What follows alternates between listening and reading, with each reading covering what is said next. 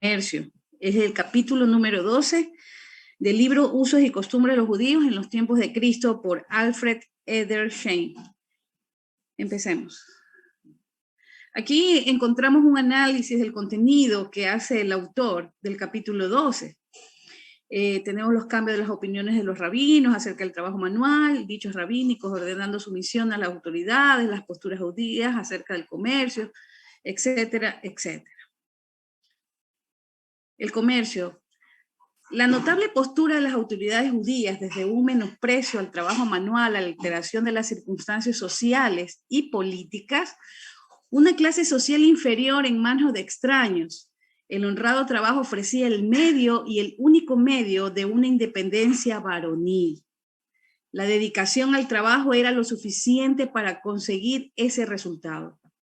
De no tener necesidad de nadie, de poder mantener la cabeza erguida ante amigos y enemigos, de dar a Dios el sacrificio moral de la inclinación natural y de la fuerza y del tiempo. Eran muy orgullosos. Las posturas rabínicas con respecto al comercio eran diferentes a los oficios. De hecho, la adopción de los negocios, que con tanta frecuencia ha sido hecha objeto de escarnio contra Israel, señala a otro estado social y a una terrible necesidad social. Cuando Israel fue dispersado, cuando ellos fueron exiliados por cientos, por miles, viviendo su miseria, vencidos, débiles y errante minoría entre las naciones de la tierra, evitada, pisoteada y a merced de las pasiones populares, no les quedaba ninguna otra salida que la de dedicarse al comercio. No puede haber duda alguna de que en el propósito divino Israel no estaba señalado para ser una nación comercial. Las muchas restricciones impuestas a la relación entre los judíos y los gentiles que la ley de Moisés presenta en todo lugar hubiera sido suficiente para impedirlo. Aquí vamos a explicar algo del comercio en tiempos de Salomón y de Josafat. Y vamos a ver los ingresos de Salomón, que ustedes se van a quedar pero abismados. Aquí había una prohibición expresa de tomar interés en los préstamos. Vemos en Levítico 25, 36, 37, lo que hubiera imposibilitado las transacciones comerciales, aunque fuera relajada con referencia a los que vivían fuera de los límites de Palestina. Eso lo vemos en Deuteronomio 23, 20. Luego, la ley del año sabático y la del jubileo.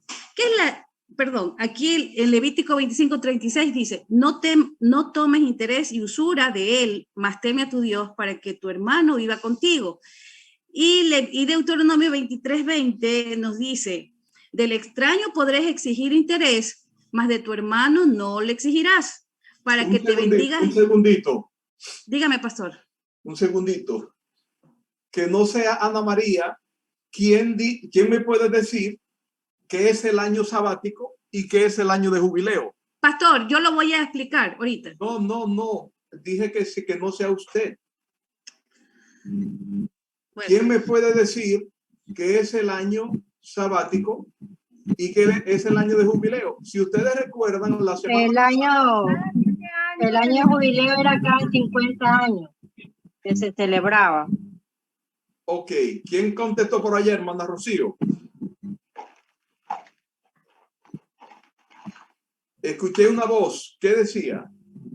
Cada 7 años había que hacer una fiesta y después 7 veces en 7 años, llegando a los 50, ahí se hacía, llevaba un tiempo donde se perdonaban las hipotecas, las deudas y otras cosas más.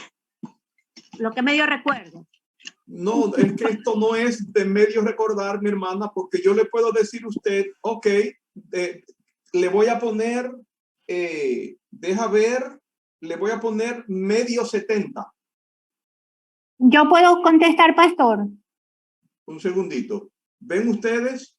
O sea que por eso les dije a ustedes que les iba a preguntar a cualquiera de ustedes acerca de los 4 puntos que hoy se iban a tratar.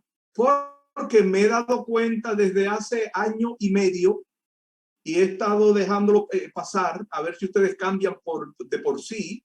Me he dado cuenta que ustedes solamente preparan el capítulo que les toca. De los 20 capítulos del libro, ustedes preparan el capítulo que les toca. Entonces, por eso es que van a tener muy bajas notas en todas las materias. Por eso les dije, deben estudiar los 4 puntos, porque a cualquiera le voy a preguntar. ¿Quién dijo que quería explicarlo? Yo, pastor. Yo, pastor. ¿Y quién es yo? María Elena. Hermana María Elena, por favor, dígame qué es eso. De año sabático primero y luego de año de jubileo. De acuerdo con la legislación del Pentateuco contenida en Levítico, un año de jubileo es el año que sigue inmediatamente a los 7 años sabáticos consecutivos. El año sabático es el 7º año de un ciclo de 7 años. Eso es una todo. Celebración. Eso es todo. Está. Ya. El año sabático es aquel que sigue a 7 años. Ese año 7º es el año sabático. Y el año de jubileo es el año número 50, que significa una serie del año después de 7-7. ¿Ven ustedes? Esa es la respuesta, porque les van a preguntar en una escuela dominical. Y que es que ustedes no le han... Mire, hermano, no quiera usted saber qué vergüenza cuando usted no contesta ni una pregunta de 4 que le hacen en una escuela dominical. ¿Sabe lo que van a hacer? Ir donde el pastor y decirle, pastor, mire, yo no vuelvo a esta iglesia porque el maestro de la escuela dominical parece que no está hoy y pusieron a un hermano o a una hermana. ¿Ustedes me entienden o no? Sí, pastor. Sí, pastor. Ok, eso es lo que quiero que contesten, que si me entienden, porque es que no quiero que pasen vergüenza. ¿Saben por qué? Porque, ¿y dónde estudió usted, hermana? En la Universidad Teológica de Florida. Esa es la universidad del pastor fulano de tal. ¿Ven ustedes? Entonces, mal testimonio para usted, para la universidad y para Cristo. Ok, mis hermanos, siga, por favor. Gracias, hermana María, por contestar, María Elena. Espérese un ratito que ahora no sé qué le pasó a mi pantalla. Bueno, la ley del año sabático, así como lo dijo María Elena, era la ordenanza de Dios que de cada 7 años, el último tenía que ser de descanso para la tierra, la cual no debía ser cultivada. Los frutos de ella quedaban para que coman los pobres, o sea, el pueblo, y de los que queden comerían las bestias del campo, y eso lo encontramos en Levítico. Ese era el año sabático. Entre estos 7 años, el libro de la alianza ordenaba: un esclavo hebreo debe ser gratuitamente liberado después de 6 años. Después de 6 años, todas las tierras, viñas y olivares deberán quedar un año sin cultivo. El producto del año 7º se cederá a los pobres y a las bestias. Eso lo encontramos en Éxodo 23:10. Acuérdense en cuando Jehová habló a Moisés, ¿verdad? En el monte Sinaí. Dice, 6 años sembrarás tu tierra y recogerás sus cosechas. En Deuteronomio 15:12-15 se cuenta de la misma manera el año de liberación de un esclavo. El código sacerdotal en Levítico 25:1-7 y 18:22 cuenta el año 7º a partir de la toma de posesión de Canaán por los israelitas. Es un año de descanso, año sabático. No es que es una semana ni un día, es un año sabático para hombres y ganados. Después de 7 sábados de la tierra, que sumarán 49 de los 50, como dijo Kelly, los 49 tú podrás hacer, pero el año 50 no podrán hacer, todo se restituye. El siguiente año, el número 50, se proclama el año de jubileo de Levítico 25. Este era un año en que se cancelan todas las deudas de toda la nación. Borrón y cuenta nueva. Y nadie debe a nadie. Todo un paraíso para los pobres endeudados. Y no solo eso, en ese año se hace también un total de reforma agraria para que todas las familias vuelvan a tener parcelas iguales de terreno productivo, tierra para los sin tierra, justicia para los desahuciados. Todo eso y mucho más por la ley divina. Cada 50 años eso se llamaba el año de jubileo. Los ricos no se hacen más ricos y los pobres no se hacen más pobres. De nuevo, en el año 50 debían descansar los animales y la tierra Pero ahora es más, el texto repite 2 veces que volveréis cada uno a su posesión. Cuando los israelitas entraron en Canaán, repartieron la tierra agrícola en porciones iguales de cada tribu, clan y familia. Y sin duda, hicieron los mismos al regresar al cautiverio en Babilonia. Pero además, cada medio siglo se había de practicar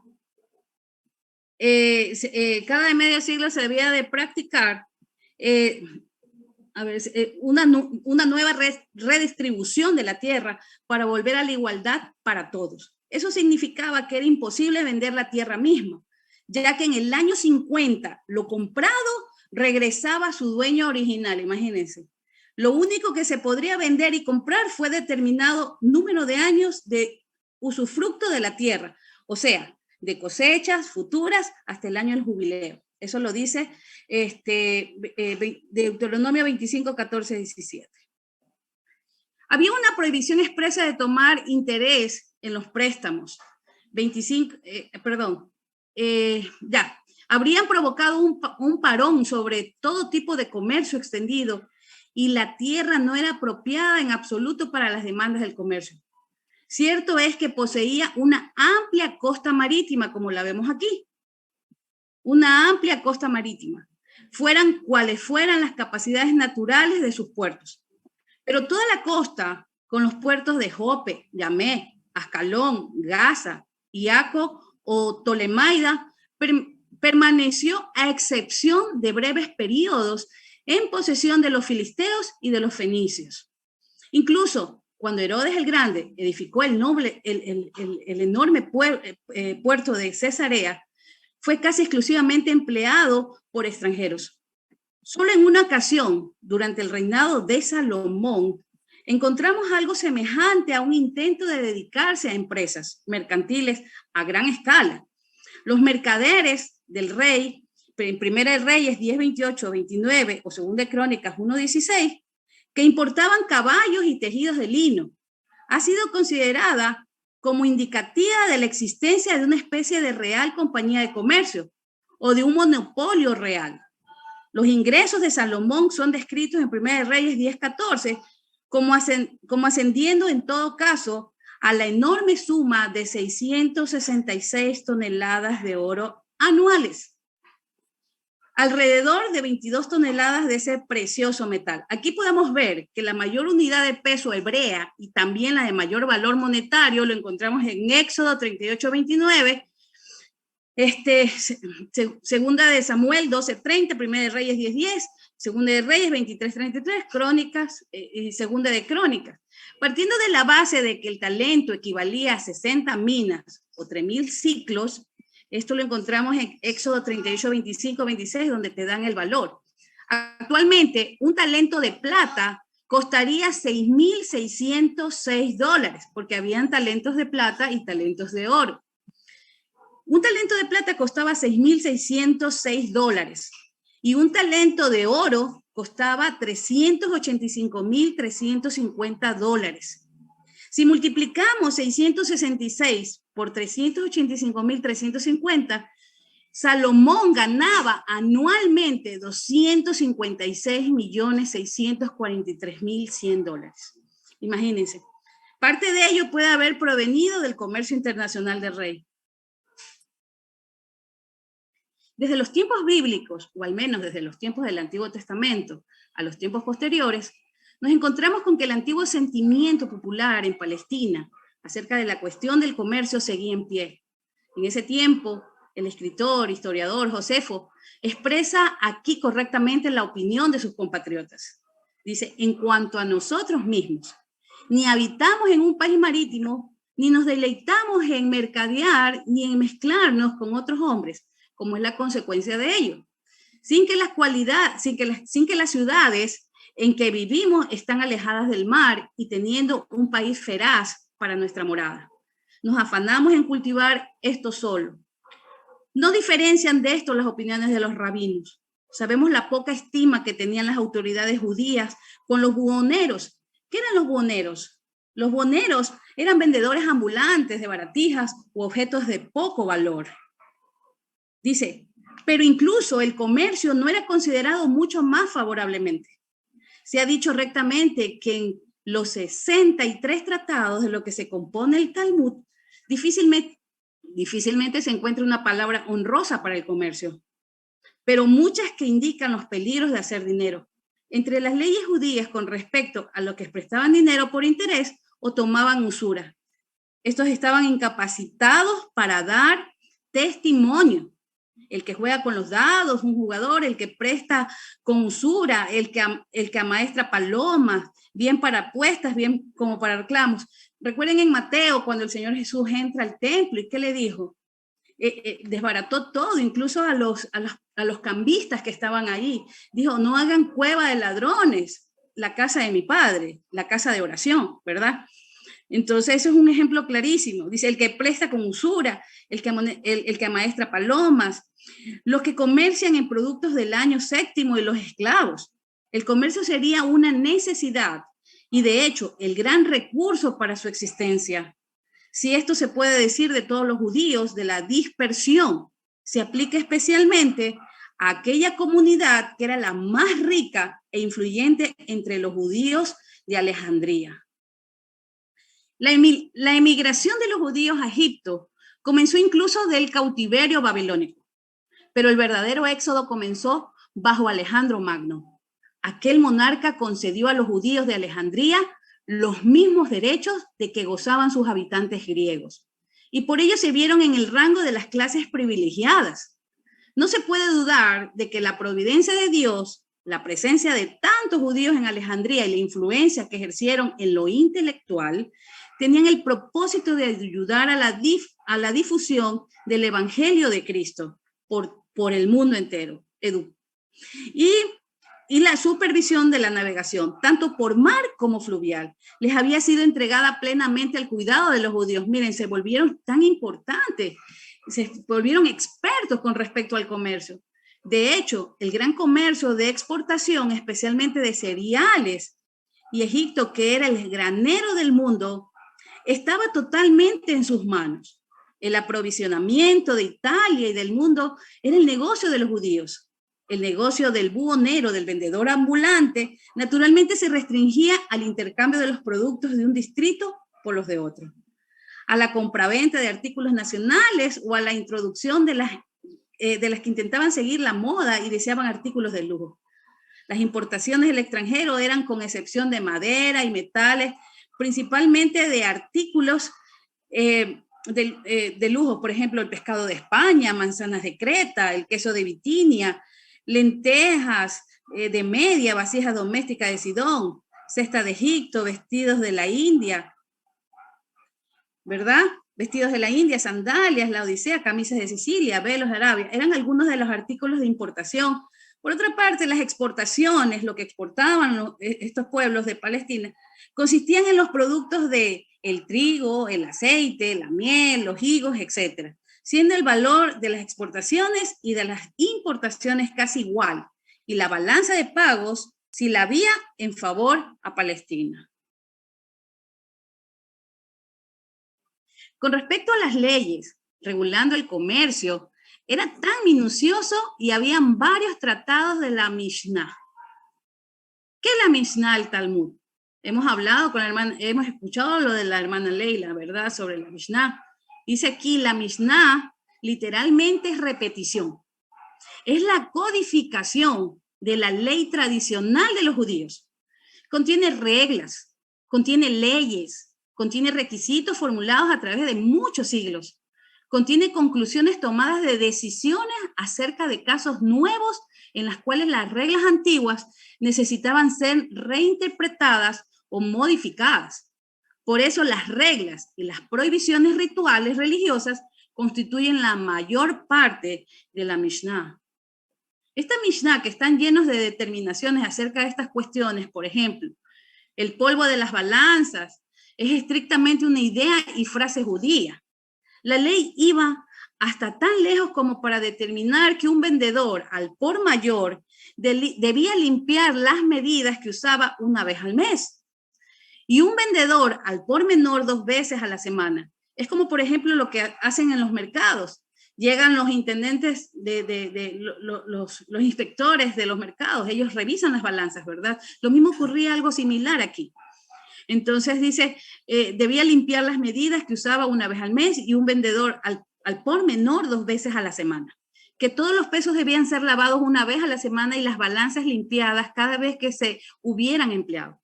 Para tener una certeza total, el vendedor tenía que dar algo más de 1 onza de más por cada 10 libras. Y si el artículo era un fluido o un medía y se trataba de sólidos.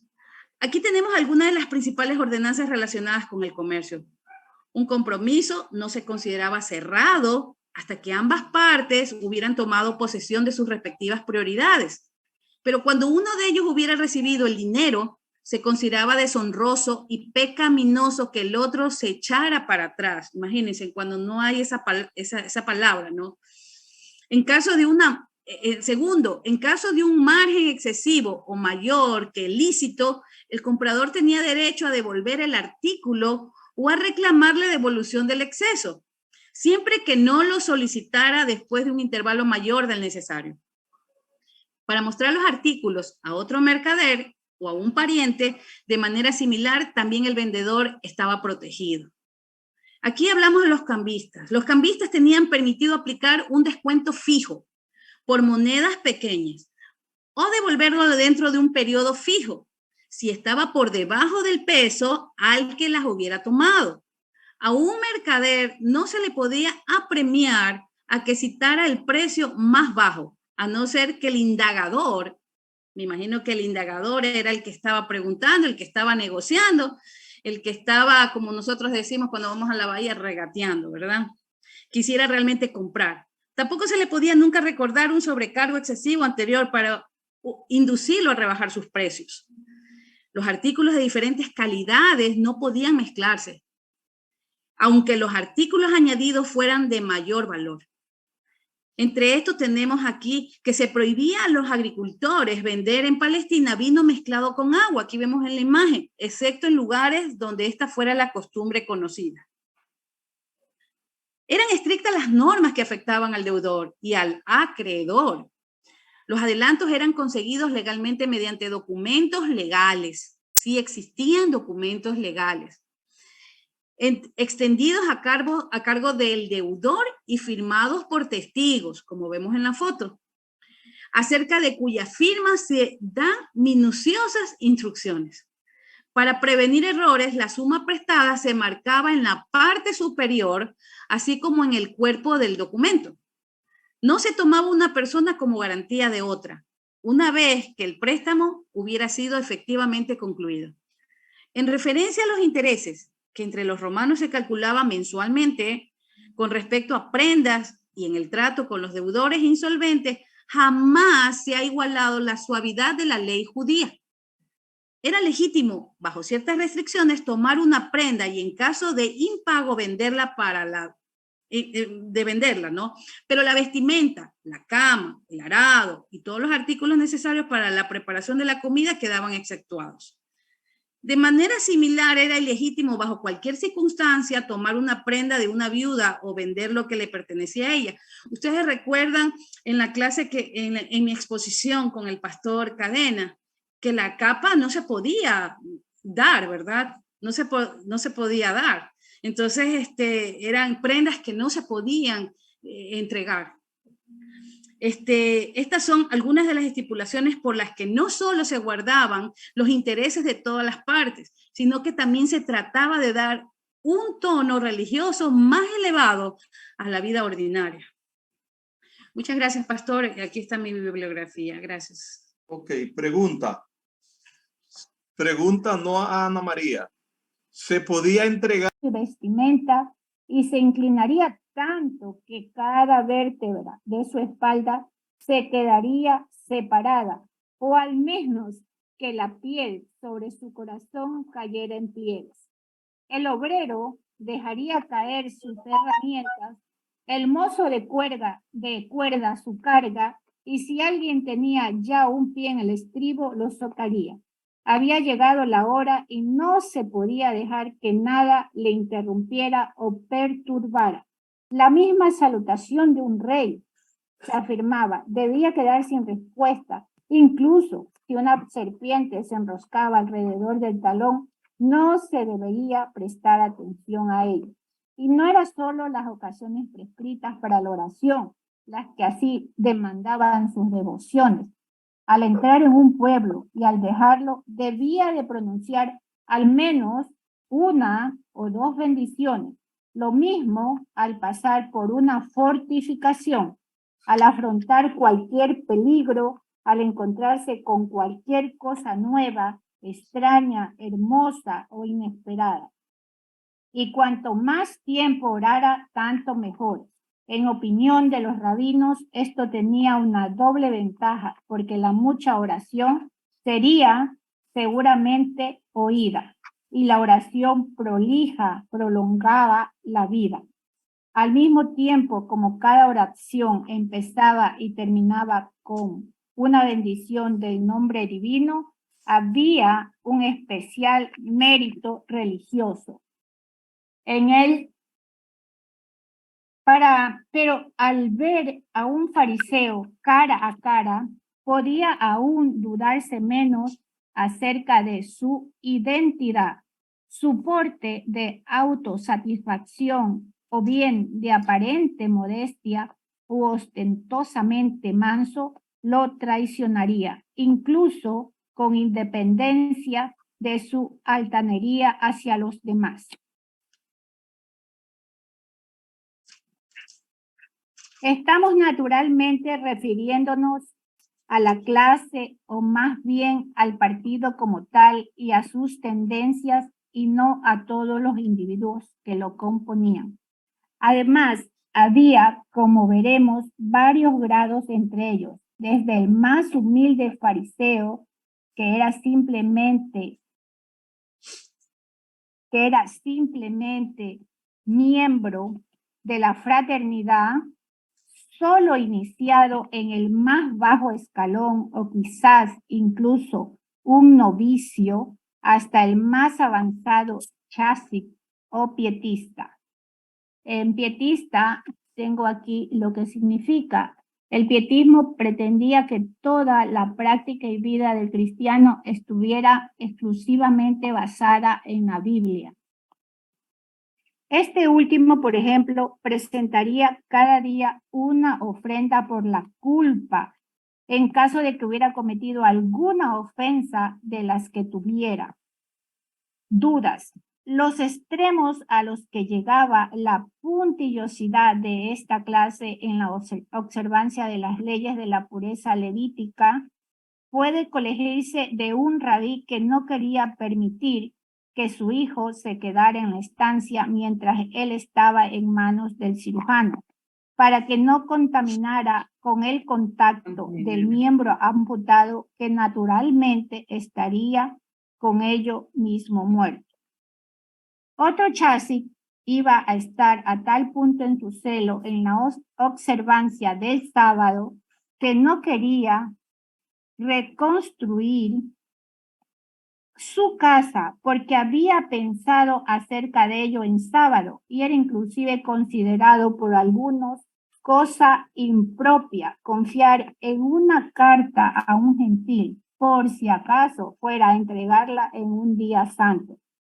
Estos son casos reales, pero en absoluto extremos, porque un rabí contemporáneo de los apóstoles se vio realmente obligado a denunciar como incompatibles con la permanencia de la sociedad las fantasías de los llamados chasis o pietistas. Lo que significaba por esto se verá de casos como el de rehusar salvar a una mujer de ahogarse por miedo a tocar a una mujer o de esperar de quitarse las filacterias antes de extender una mano para rescatar a un niño de ahogarse en el agua. Los lectores del Nuevo Testamento recordarán que la vestimenta misma de los fariseos difería de la de los demás, por sencillo que sea el atavío de los orientales, No se debe creer que en aquellos tiempos no se distinguieran tanto. En todo caso, los escritos judíos nos dan tales descripciones de su atavío que casi podemos con la imaginación transportarnos a la sociedad selecta de aquella época en Tiberías, Cesarea, Jerusalén o entre los de la dispersión que residían en Alejandría o en las ricas ciudades de Babilonia. Parece que en total se precisaba de 18 prendas para totalizar un atavío elegante. El material, color, corte, distinguían al que lo vestía, mientras que los pobres empleaban un manto exterior como cubierta para la noche. Los ricos llevaban vestidos del blanco más fino, con bordados e incluso vestidos de púrpura con cintos de seda ricamente ornamentados. Era alrededor de esta vestidura exterior que se llevaban los flecos que los fariseos alargaban. Esto lo podemos ver en Mateo 23:5. A esto nos referiremos más adelante. Por el momento, estamos viendo que la prenda interior iba hasta los talones. El tocado consistía en un sombrero puntiagudo o en una especie de turbante de material más o menos exquisito y cuidadosamente arrollado, cuyos extremos frecuentemente colgaban por detrás. Los guantes que se empleaban generalmente solo como protección. En cuanto a las damas, además de las diferencias de vestido, la antigua acusación de Isaías en el capítulo 3, versículo 16, en contra de las hijas de Jerusalén, podría ser repetida como una énfasis de los tiempos del Nuevo Testamento. Veremos 3 clases de velos. Los árabes caían desde la cabeza, dejando a su portadora libre para ver en su alrededor. El velo era una especie de mantilla echado graciosamente alrededor de toda la persona, cubriendo la cabeza, mientras que los egipcios se parecían al velo de las orientales actuales, cubriendo el pecho, el cuello, la barbilla y el rostro, y dejando solo los ojos al descubierto. El cinto era ceñido más abajo en el caso de hombres. Era un tejido costoso, recamado con piedras preciosas. Las sandalias eran sencillamente suelas de cuero atadas a los pies, pero las damas llevaban costosas zapatillas bordadas y algunas veces con piedras preciosas, hechas de tal manera que la presión del pie emitía un delicado perfume. Es cosa bien sabida que los perfumes y los ungüentos estaban muy en boga y que a menudo eran muy caros. Mateo 26:7. Eran preparados con aceite, nacionales o extranjeros, guardándolos en los más caros recipientes de alabastro. Sin embargo, en aquellos tiempos, la actividad de perfumista no era muy apreciada entre los judíos. No obstante, la sociedad en general combinaba con el lavamiento como tendencia a comodidad y a refrescamiento. Se ungían cabeza, la barba, frente, rostro e incluso llevaban guirnaldas en ciertas fiestas. Pero el lujo iba mucho más allá. Algunas damas empleaban cosméticos, los jóvenes llevaban largo el cabello. Los hombres hubieran sido considerados así como una señal de afeminamiento. La barba era cuidadosamente recortada, ungida, perfumada. A los esclavos no se les permitía llevar barba. Las muchachas campesinas recogían su cabello en un sencillo nudo, pero las judías elegantes se lo rizaban y trenzaban, adornando las trenzas con adorno de oro y perlas. El color favorito era una especie de pardo rojizo, para producir el cual se teñía el cabello o bien se esparcía en el polvo de oro. Leemos que incluso hacían pelucas. Sin embargo, el negocio del peluquero no era un oficio muy respetable en aquella época, al igual que el perfumista. Algunos también llevaban brazaletes por encima de la muñeca. Naturalmente, las damas elegantes se vestían con hermosos tocados, collares, cadenas y un colgante como una campanita que sonaba. El bosquejo que se acaba de dar será de cierta utilidad si nos es de ayuda para ser más plenamente conscientes del contraste que presentaba con todo ello la apariencia del fariseo. Sea que fuera rígido, severo, suavemente gentil, celoso o fervoroso, evitaría cuidadosamente todo contacto con uno que no perteneciera a su fraternidad. Sería también reconocible por su misma vestimenta, porque en palabras de nuestro Señor, los fariseos ensanchaban sus filaterias y alargaban los recos de sus mantos. Esta última observancia, al menos por lo que atañía a llevar franjas memoriales en los bordes del vestido. Como vemos, en Números 15:37 y en Deuteronomios 22:2. Como ya hemos dicho, se llevaban en el borde de la vestidura del exterior, práctica que indudablemente era seguida por todo israelita piadoso.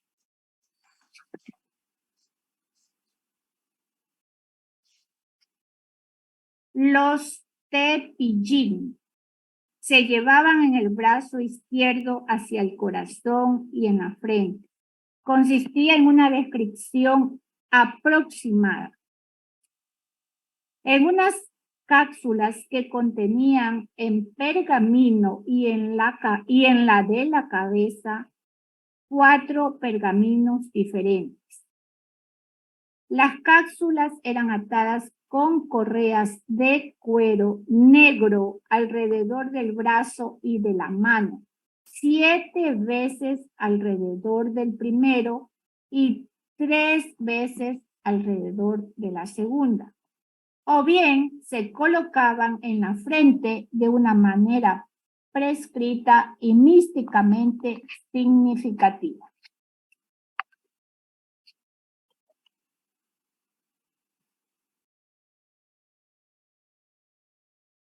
Los fariseos son miembros de un movimiento político y religioso que se desarrolló al interior del judaísmo. Ese movimiento surgió hacia el año 150 a.C.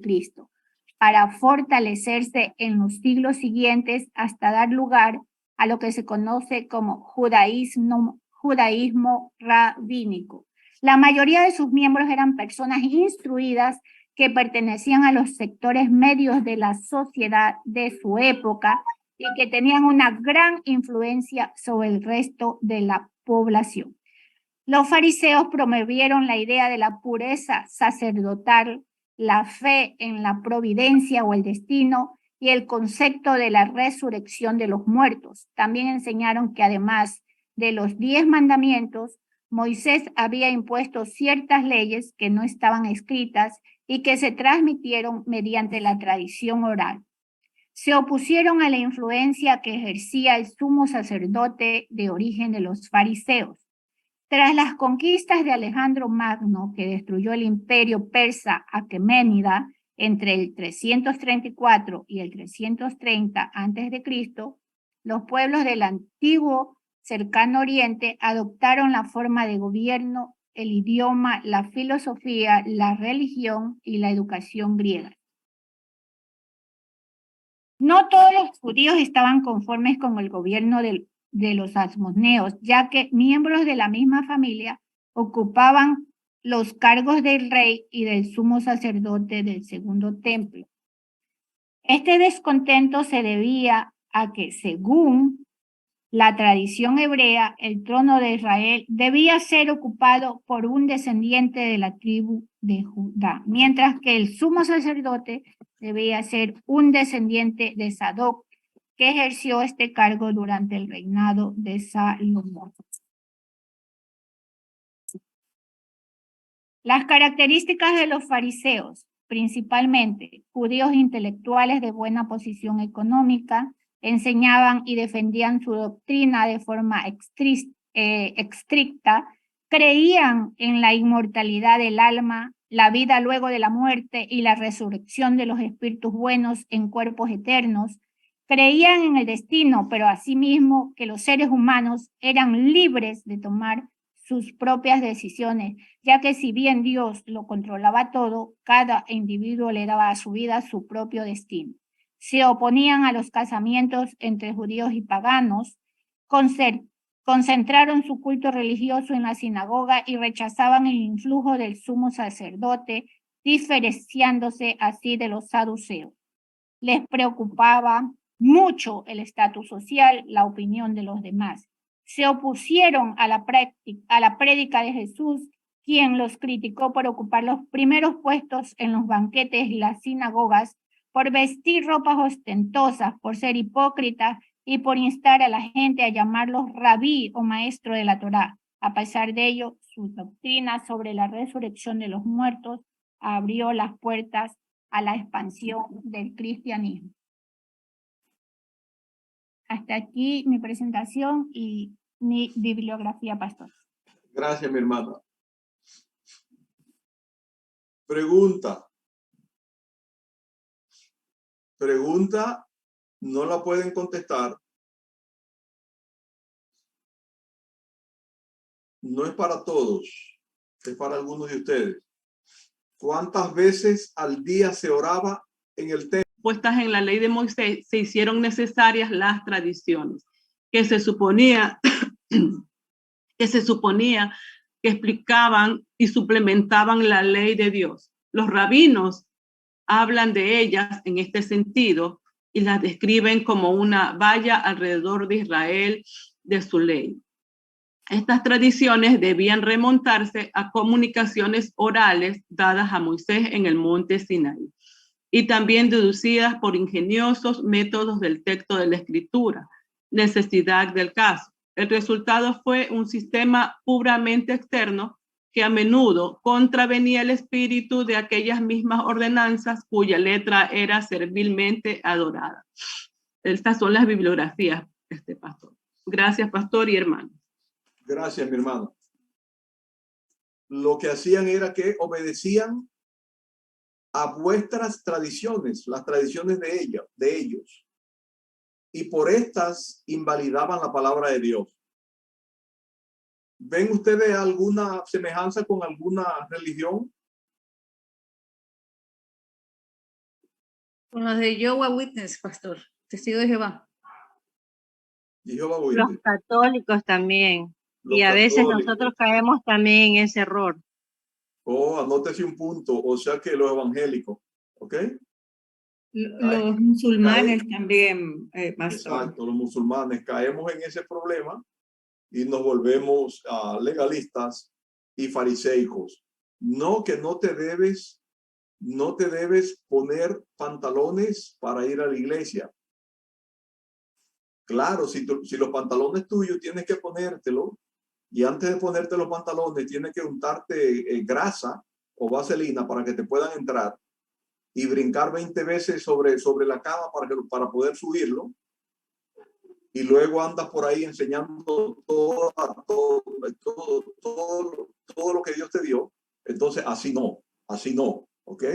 No hay nada mejor que una dama pueda ministrar al Señor con un vestido largo por debajo de la rodilla, una falda larga por debajo de la rodilla. O sea, es una dama de Dios y así debe ministrar al Señor. No mostrando por ahí. ¿Ah? Pero los pentecostés también se van al extremo porque de cierta manera vienen a ser tradiciones de ellos, porque ellos dicen que no se pinta el pelo, que no se debe cortar, y bueno, y lo que usted mencionó, pues no, que eso obviamente la palabra lo dice. Entonces también por ahí de cierta manera están haciendo ellos mismos tradiciones. Exactamente, porque no hay nada con que la mujer se deje crecer su pelo, está bien. Porque el Señor, dice Pablo, que en vez de velo, como hacen los nazarenos, las damas se ponen un velo, Pablo les dice que en vez de velo se les dado el pelo. Pero si la dama se corta el pelo, no vamos a sacarla de la iglesia, porque estas son doctrinas secundarias. La dama se quiere cortar su pelo, bueno, no te lo corte como varón. ¿Entiendes?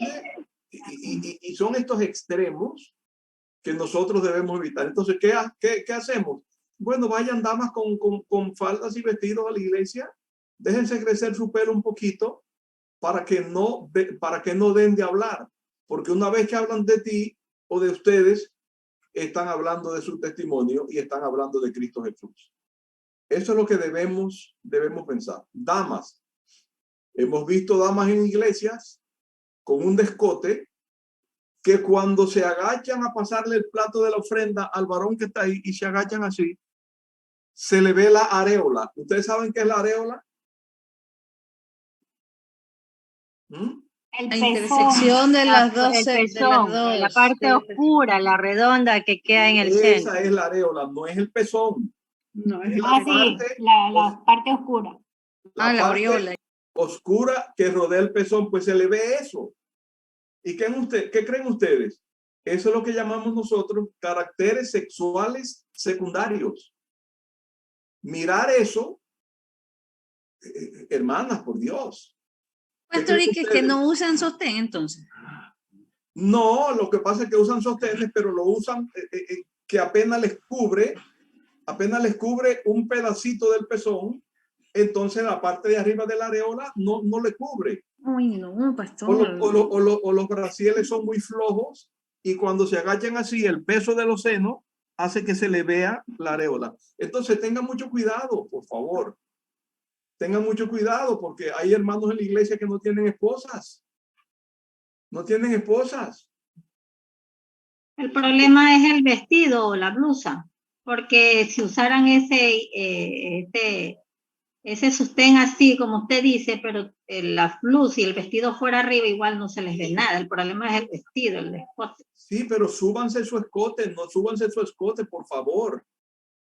O sea, vistan respetuosamente y decentemente para el Señor en la iglesia. Usted quiere andar en la calle de otra manera, es problema suya y su testimonio, pero en la iglesia usted debe ser respetuoso y no ser tropezadero, porque eso es un pecado. Ahora usted es tropezadero. Tiene que ver con el decoro, pastor. Exactamente. Usted es tropezadero del hermano y usted cree que, no, yo no sabía que estaba haciendo tropezadero. Cuando el hermano te agarre en el pasillo que va hacia el baño y te dé un apretón y te ponga contra la pared y te diga, usted me está provocando, entonces usted se va a dar cuenta. Hay hermanos con problemas psicológicos que lo hacen y le agarran los glúteos y las piernas y le tiran para agarrarle un seno. Entonces, cuando un hermano haga eso, le doy un puñete. Sí, le da un puñete, pero le está haciendo tropezadero. ¿Entiende? Y eso es lo que no debemos ser. No seáis tropezadero de judío, ni de griego, ni de gentiles, ni de la iglesia de Dios, por Dios. Entonces, no son del mundo, mujeres. Ustedes son de Cristo. Vistan como hijos de luz.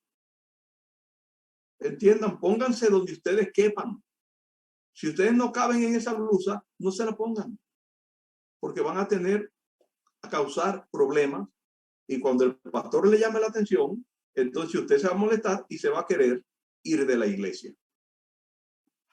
Pastor, pero si una mujer se pone esa clase de ropa dentro de la iglesia y le toca servir, simplemente ella no tiene a Cristo en su corazón. porque Cristo a mí me pide que yo transforme mi vida y por medio de mi comportamiento y mi forma de actitud es mi testimonio, pa. Si yo me toca servir y yo me voy con un vestido finito, con un escote y todo eso, no estoy diciendo Cristo está en mi vida, así de sencillo. Sí, eso es cierto, Raquelcita.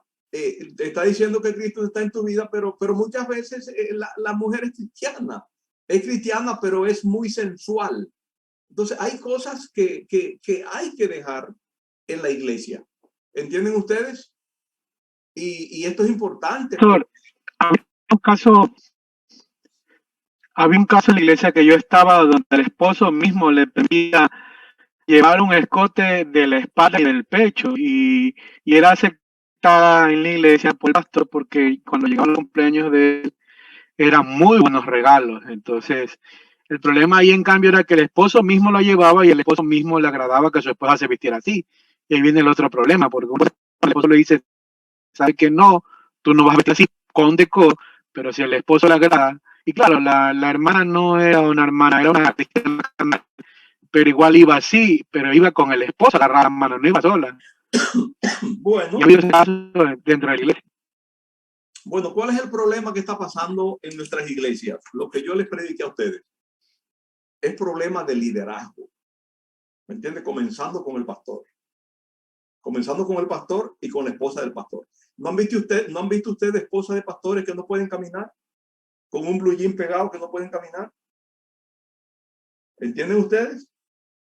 Y luego un hermano de la iglesia se va para su casa con el cerebro de este tamaño que no le cabe en la cabeza. ¿Vio usted? Entonces, ¿quién es el culpable? Esa señora que es piedra de tropiezo. Entonces, van a la iglesia cada domingo siendo piedra de tropiezo y acumulando pecado sobre pecado. ¿Ven ustedes? Es que no se dan cuenta nuestras damas. Entonces, ¿qué hago yo con esa mujer, esa dama? La llamo y hablo con ella. Porque ella se va a presentar sola delante del tribunal de Cristo, no con el esposo. Y cuando ella se moleste, voy a hablarle como debe ser. Como yo siempre le digo a ustedes, que primero exalten las cosas buenas que tiene la persona cuando usted le llama la atención. Oren primero, hermano, quiero hablar con usted y arránquese a orar. Si es con una dama sola, busque a su esposa para que esté con usted. Usted no puede estar sola con una dama. ¿Ok? Entonces, oren, exalte las cosas buenas que tiene y dígale, como dice Pablo en 1 Corintios 11, pero mira, no te alabo en todas estas cosas, pero en esto no te alabo. ¿Cómo es posible que usted haga esto y esto y esto y esto y esto? Si se molesta, hermana, deme un segundito, volvamos a orar y oramos. Y mientras te moleste, seguimos orando. Si me dicen, no, pastor, me voy de la iglesia, hermana, no te estamos votando, aquí está mi esposa de testigo, no te estamos votando, pero la decisión que tú tomes es tu decisión delante del Señor. Y listo. Y si luego viene el esposo molesto, se quiere ir de la iglesia, perfecto. Váyase de la iglesia, porque es que 1 Corintios capítulo 5 dice que una pizca de levadura leuda toda la masa. Entonces, esos dos tienen que irse de la iglesia si es su decisión. Yo no los voy a votar. Yo lo que voy es a no permitirle que hagan esta cosa. En una de nuestras iglesias acá, uno de los diáconos era presidente de Disney y ganaba muchísimo dinero y de repente decidió donar a la iglesia $30,000 para hacer un gimnasio cubierto. Tú sabes, un gimnasio cubierto donde tú juegas baloncesto, básquet, reúne condiciones, ¿me entiendes? Hay una distancia y eso como 50 metros de todo techado y era salón de fiesta. Perfecto, lo donó para la iglesia, se hizo tremendo trabajo. Bueno, entonces por eso después él pensaba que él iba a hacer lo que le dio la gana. No, entonces el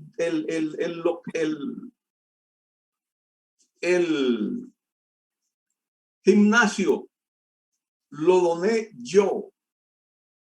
Y como yo lo doné porque no había, no, entonces agarre, señor, porque no, yo no soy señor, yo soy hermano. No. Yo no te voy a llamar hermano a ti, te voy a llamar señor, porque desde que tú salgas con esto, que lo que tú le das a la iglesia viene a decir que lo donaste tú, entonces vaya y agarre el gimnasio y lléveselo para su casa. Porque que yo sepa, eso pertenece a la iglesia. Entonces agárrelo y llévese para su casa. No, entonces me voy de la iglesia. Las puertas están abiertas, Señor. Las puertas están abiertas, váyase cuando usted quiera. ¿Entiende? Porque tú diezme en la iglesia, eso no significa que usted es el dueño de la iglesia. En una ocasión, en la iglesia nuestra donde nosotros nacimos, dijo a los líderes, él era un diácono también, que él consideraba que había que hacer tal y tal y tal cosa. Y el pastor le dijo, no, mira, acá acordamos nosotros que se va a hacer algo por unanimidad. Somos 10, los 10 vamos a estar de acuerdo y eso indica que el Señor está de acuerdo, posiblemente, por unanimidad. Ah, bueno, entonces no sigo diezmando. Yo diezmo no sé cuántos miles cada semana. Ok, no siga diezmando, no hay ningún problema, hermano. Pero sí te voy a decir, o te vamos a decir, vamos a orar para que el Señor te quite los ingresos. No, que cómo es posible, que cómo ustedes van a hacer eso. Pues claro que podemos orar. Porque si tú dices que tú eres el que más diezma y estás sacándole en cara al Señor que tú diezmas, sabiendo tú que todo lo que tú tienes te lo da el Señor, entonces oramos para que Dios te quite todas las cosas que te ha dado. Ah, no, que así no se vale, que así no. Ah, bueno, entonces sea maduro en su forma de pensar y de hablar y compórtese como debe ser, porque también le podemos quitar el ministerio que usted tiene, porque no merece estar en ese ministerio por inmaduro. ¿Entiende? Entonces, ¿qué pasa en nuestras iglesias? Que no tomamos al hermano y le decimos lo que debemos decirle, porque diezma, porque es amigo del pastor, es amigo o amiga de la esposa del pastor. No, hermano, no. ¿Sabe qué? Puede ser uno de los pastores. Y lo sentamos y le decimos cuántos son 5 y 5 menos 5. Y jamás va a volver a hacer eso, porque la iglesia se respeta. Entonces los pastores no se dan a respetar. Y cualquiera agarra un puesto pastoral, posiblemente sin tener el llamado pastoral. Porque alguien que tiene el llamado pastoral respeta las ovejas que Dios le puso a su cargo. Primera de Pedro 5, ¿qué dice? Por favor, lean Primera de Pedro 5 para que vean lo que dice ahí. Es la Biblia, no soy yo ni son ustedes, es lo que dice la palabra de Dios. Entonces, mis hermanos, hemos terminado. Son las 9:31. Les mandé por el correo, por el chat de la universidad, le mandé varios libros. Anoten, por favor. Anoten, por favor.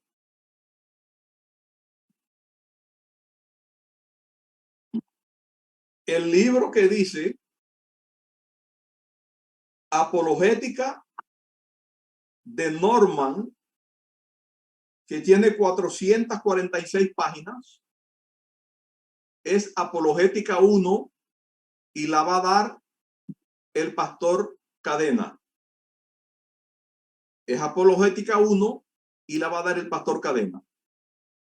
El libro de arriba que dice Powell, Guía Holman de Apologética, es Apologética 2 y la va a dar un servidor el próximo mes. Esa Apologética 2 tiene 14 capítulos. Cada estudiante va a dar un capítulo. Ustedes son 18. Y quedan 4 estudiantes.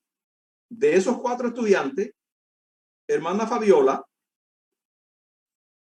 ¿está ahí? Hermana Fabiola.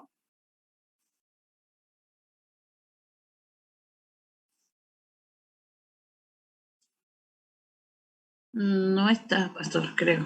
Sí, sí está, ya la vi. Hermana Fabiola, la que dice... Perdón, estaba mi micrófono cerrado. Apologética Cristiana, que tiene 114 páginas, eso es suyo, hermana Fabiola. Esas 114 páginas son suyas, el librito completo. Okay. Está completo el libro. Es para que usted lea ese libro, comience desde ya a leerlo y saque un extracto de ahí. ¿Me entiende? Porque recuerde que usted va a tener media hora para presentarlo, pero usted va a tener ese librito como si fuera suyo. ¿Ok? El próximo libro, Ana María, Apologética Cristiana, que tiene 150 páginas. Ana María. Sí, pastor. Que tiene 150 páginas. Van a dar cada uno 50 páginas, 3 estudiantes de ustedes, que son Ana María, Leila y Pedro. Ana María, Leila y Pedro. Tiene 150 páginas. Van a mirar 50 páginas cada uno. ¿Ok? Y ahí así se cubre 14 estudiantes de la guía Holman, un estudiante de Apologética Cristiana de William Dirnes, hermana Fabiola,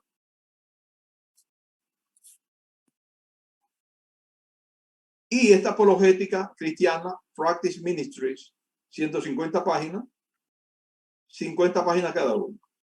Yo voy a mirar, hermana Fabiola. Sí, pastor. ¿Cuál de los 14 estudiantes que va a dar un capítulo cada uno, cuál de ellos tiene un capítulo corto, ok? Para dividir el suyo de 114 páginas con el que tiene el capítulo corto, ¿ok? Ok. Pastor, el de 114 páginas, a ver, déjeme ver. No lo veo todavía aquí en mi... Ese es el suyo. Tiene uno que se ve viejo, que es rojizo. ¿De Norman Heisler? No, ese tiene 446. El último que les envié, Apologética Cristiana, dice 114 páginas. Ah, ya lo vi aquí. 4 megabytes. Vamos a ver si alguien tiene un capítulo corto para que usted vea 60 y el otro pueda ver, o usted vea 70 y el otro pueda ver. Recuerde que esto es un resumen. Todas estas apologéticas es lo mismo. Yo lo que he hecho es que he buscado varios libros para que ustedes vean lo mismo en varios libros. ¿Ok? ¿Entendido? Ok. La que tiene 66 páginas es una apologética básica que es muy sencilla. Por eso no puse a nadie. Es muy sencilla. ¿Ok? Eso es lo que vamos a hacer.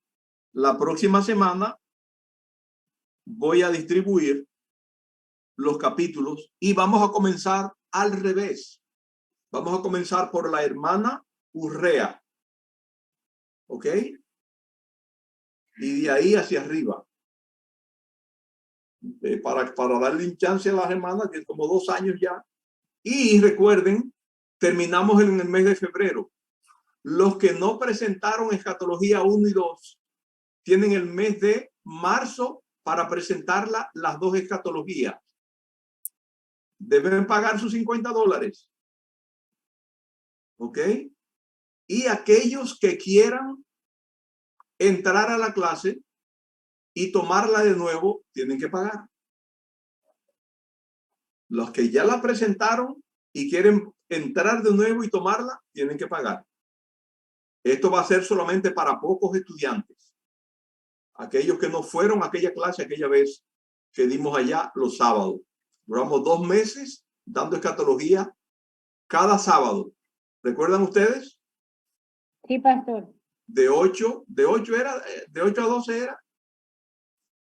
Sí. De 8 a 12. De 9 a 12. De 9 a 12. Ok, los que quieran repetir la materia deben pagar la materia. Los misioneros salgan con papa en su barriga y las lombrices se queden tranquilitos. Ok, mis hermanos, ¿Quién puede orar? Pastor, antes que oremos, quiero que me dé unos minutos. Tómese 3 nomás. Bueno. Ay. Hermanos, quiero pedirles un favor. Yo no sé si es que estoy pasando por pruebas difíciles, pero quiero que oren por mí.